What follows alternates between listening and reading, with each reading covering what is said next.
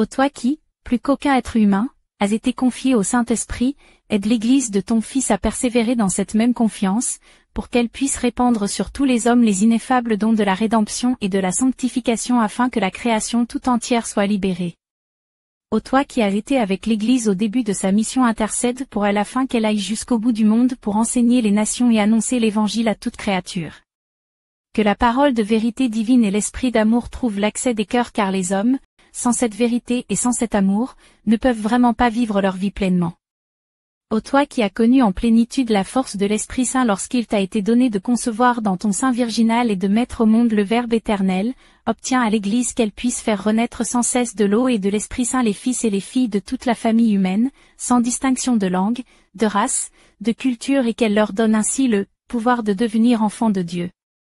Ô toi qui es lié si profondément et si maternellement à l'Église, toi qui précèdes sur les voies de la foi, de l'espérance et de la charité tout le peuple de Dieu, entoure tous les hommes encore en chemin, pèlerins dans le temps vers leur éternel destin, de cet amour que le Rédempteur divin, ton Fils, a déversé dans ton cœur du haut de la croix, sois la mère de nos vies terrestres à tous, même lorsqu'elles se font tortueuses, pour qu'à la fin nous nous retrouvions tous dans cette grande communauté que ton Fils a appelée le bercail et pour laquelle, tel un bon pasteur, il a offert sa vie.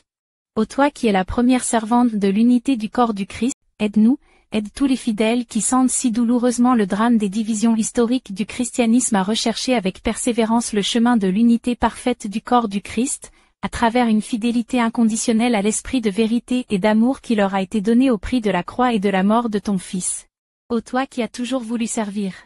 Toi qui te fais la servante, comme mère de toute la famille des enfants de Dieu, obtiens à l'Église, comblée par l'Esprit Saint de la plénitude des dons hiérarchiques et charismatiques, d'avancer avec constance vers l'avenir dans la voie de ce renouveau qui vient de ce que dit l'Esprit Saint et qui a trouvé une nouvelle expression dans l'enseignement de Vatican II, que dans ce travail de renouvellement, l'Église assume tout ce qui est vrai et bon, sans se laisser entraîner dans une autre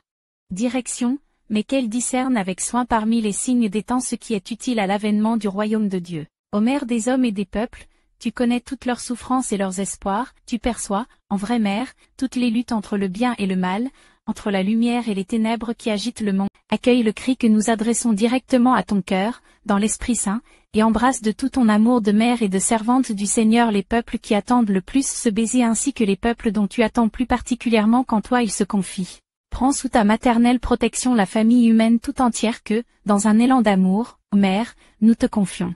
Que vienne pour tous les temps de la paix et de la liberté, le temps de la vérité, de la justice et de l'espérance. Ô toi qui, en raison du mystère de ta singulière sainteté qui as été exempte de toute tâche dès le moment de ta conception, ressens de façon particulièrement profonde combien, toute la création souffre et gémit, dans les douleurs de l'enfantement, soumise qu'elle est au pouvoir du néant, tout en nourrissant l'espoir d'être, elle aussi, libérée de l'esclavage de la corruption. Nous te demandons de coopérer sans relâche à la révélation des fils de Dieu, que la création elle-même attend avec impatience, pour entrer, elle aussi, dans la liberté de leur joie. Ô Mère de Jésus, glorifiée maintenant au ciel dans ton corps et dans ton âme, toi, l'image et l'origine de l'Église qui trouvera son accomplissement dans le siècle à venir, ne cesse pas de briller sur cette terre, jusqu'à ce que vienne le jour du Seigneur, comme un signe d'espérance pour le peuple de Dieu en marche.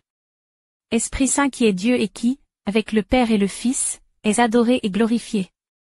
Reçois ces paroles d'humble confiance que nous t'adressons dans le cœur de Marie de Nazareth, ton épouse et la mère du Rédempteur, elle que l'Église aussi nomme sa mère, parce que depuis le Cénacle, au jour de la Pentecôte, c'est d'elle qu'elle a appris sa propre vocation de mère. Reçois ces paroles de l'Église en marche, ces mots de fatigue et de joie, de peur et d'espérance, ces mots qui sont l'expression de notre confiance humble mais assurée, ces mots par lesquels l'Église qui t'a été confiée à toi, Esprit du Père et du Fils, au Cénacle, au jour de la Pentecôte et pour toujours, ne cesse de répéter avec toi, en s'adressant à son époux divin, viens. L'Esprit et l'Épouse disent au Seigneur Jésus, viens. Ainsi l'Église universelle apparaît comme un peuple uni de l'unité du Père et du Fils et de l'Esprit Saint.